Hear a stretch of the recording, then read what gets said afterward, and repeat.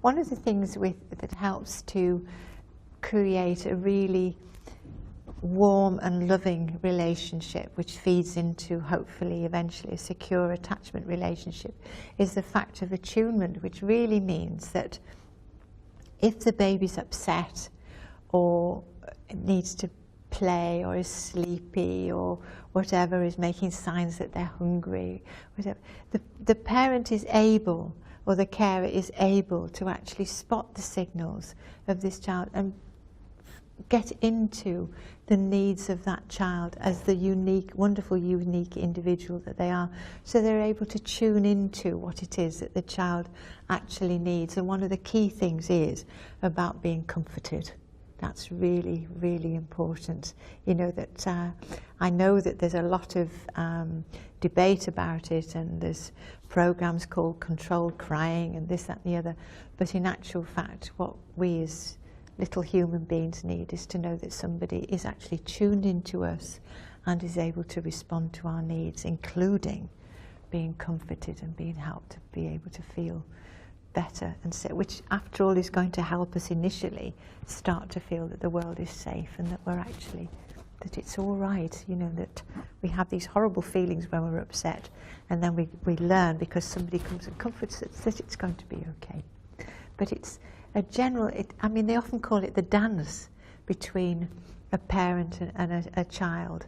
You know, this wonderful kind of thing that the baby says something, coos or gurgles, and the parent replies, and then they extend on what the baby's doing, and so on. So there's that kind of beautiful dance which happens between them, but also this kind of realization that the parent, the adult, needs to be aware of the signals that the baby's using to say, this is what I need, this is what I want. And they're not going to be always absolutely, as Ed Tronick says with his still face experiment, you're not always going to be in tune, it's not possible.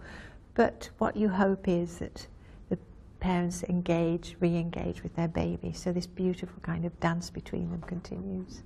One of the things that we need to remember is that when we communicate, verbal language is only part of the way we actually communicate, and we communicate so much more by our facial expressions and the body language, the hand gestures that we use. And babies' body language is really powerful. There was some wonderful research where they showed adults pictures of babies with their faces sort of hidden. And they asked them what mood did they think they were in, and when they showed the baby's faces, they actually got it right most of the time, because when you think about it, if you're comfortable, you are relaxed, and so is a baby. You know, babies can, if you know, they eventually open their hands when they're newborn. Their little fists are clenched, but then they open their hands. They reach out. They make a gesture. This wonderful kind of thing is a signal. The reaching out is a signal. The kind of self-soothed clasping which babies can do is a signal to say, you know, that I'm feeling a bit agitated and I'm actually trying to soothe myself. You know, arching their backs or twisting. And one of the key things that you can do before you can do any rolling or anything like that is the fact that you can just avert your gaze. You can look away from something. And the sensitive practitioner, the attuned practitioner, the attuned parent notices when the child sort of looks away, because it's the first signal to say, hang on, this is all getting a little bit much for me. You know, I just need to break this connection for a little while. And sometimes babies will actually even turn their heads, you know, if they're looking away, and then they'll even turn their heads to be able to tell you that is. And what is really unhelpful for babies, if somehow what can happen with some parents or some practitioners for their own needs, they will kind of follow the baby round, you know, so they're still trying to attract the baby's attention.